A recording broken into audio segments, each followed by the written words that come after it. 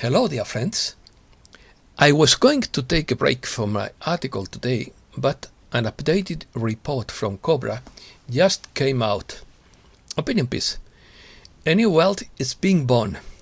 Hold the light to help him be born. September has been a very intense month. The cleansing of the anomaly has begun. The duck begins to lose control. Saturday, October 9th would be the most difficult day. The second node would occur on October 19th. This would mean the time of maximum tension. Time crystal helps to clear the anomaly. All intelligence sources are controlled. Blue Dragon influence positive Chinese factions. They try to prevent a Chinese war against Taiwan, trying to restore the goddess vortex in Afghanistan. Let's start. A new world is being born, and the old world is in a slow state of collapse, according to the 2012 portal of the Intelligence Center for the Victory of Light. You can focus your attention on the sinking of Atlantis or the birth of the new. All the old paradigms are beginning to crumble, which prompt us to keep abreast of all the news. We are discovering that our bodies need much more rest than in the past. All things are falling apart.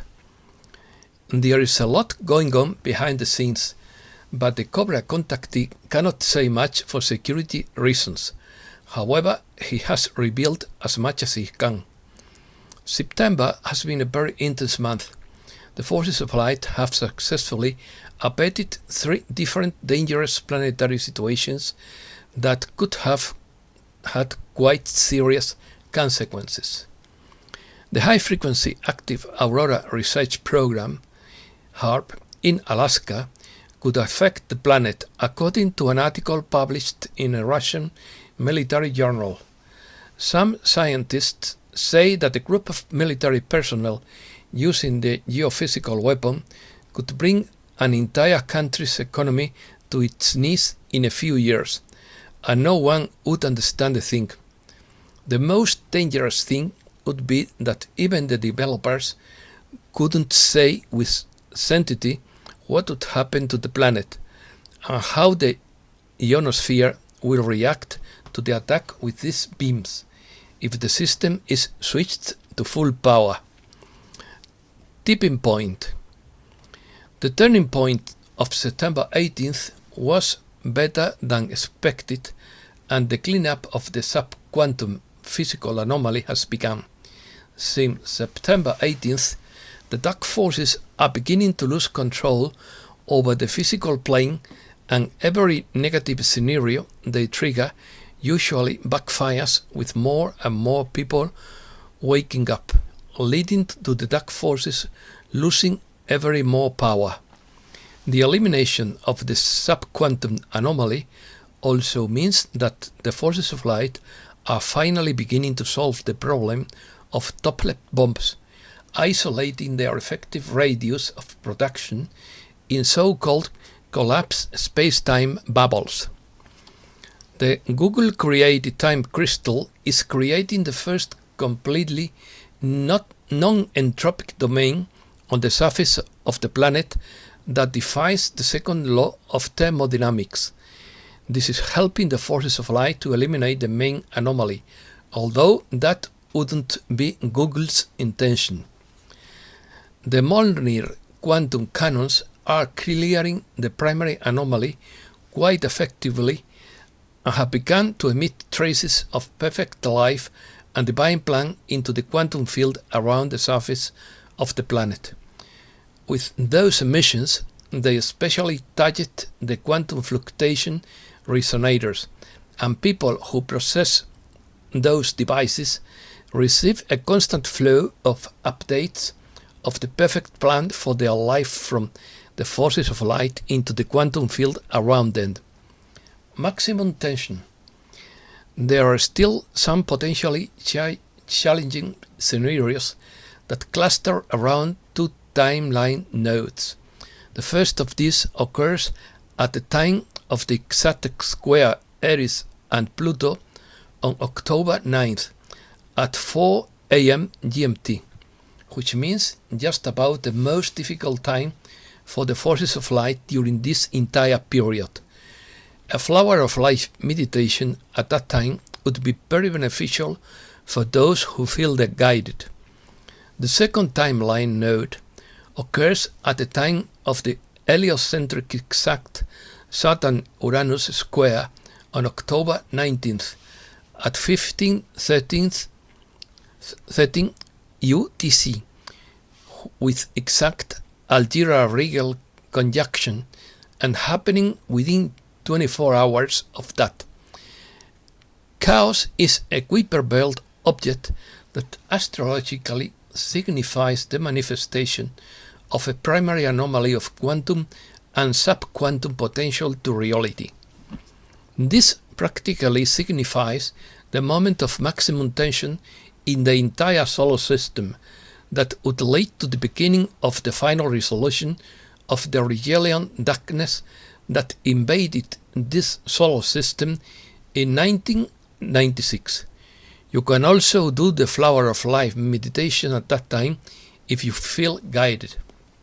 Surprise. An unpleasant surprise in September was a previously undetected remnant of the Chimera fleet emerging from black holes in the Kuiper belt, with some ships even being able to sporadically take up positions in the inner solar system and retake some positions in the cavernous void of planet Earth. This setback is expected to be resolved in a few months, with the forces of light still dominating everywhere in the solar system except on the surface of this planet. Recently, there was much discussion about the release status of this solar system in certain circles. Manipulation.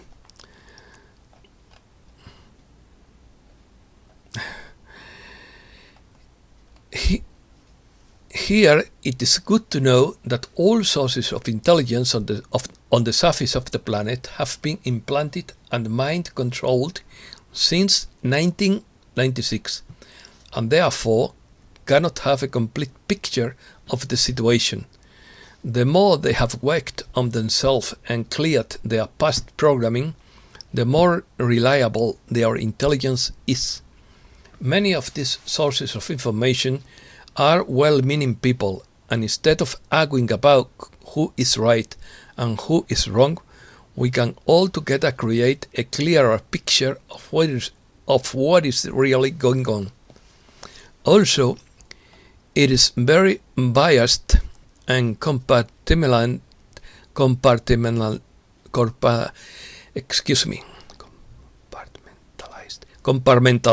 intelligence in many off-planet factions that contact people on the surface. The secret space program factions tend to have a pessimistic bias and are subject to the daily stress of dealing with the Draco Empire. The Galactic Confederation races have an optimistic bias generally, are always connected to Source, and do not fully understand how cruel life on this planet can be.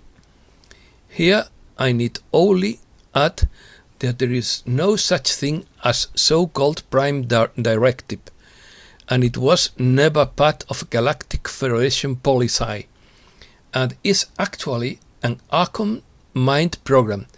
The Galactic Confederation respects the Galactic Codex instead. Blue Dragons. With the Galactic Confederation increasing its presence around Earth, the negative military is strengthening its defense of quarantined Earth with a space fence.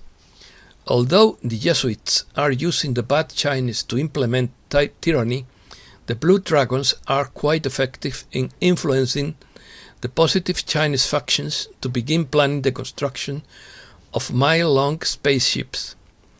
Recently, some contact was made, which has both physical and non-physical aspects, with Blue Dragons from Agatha.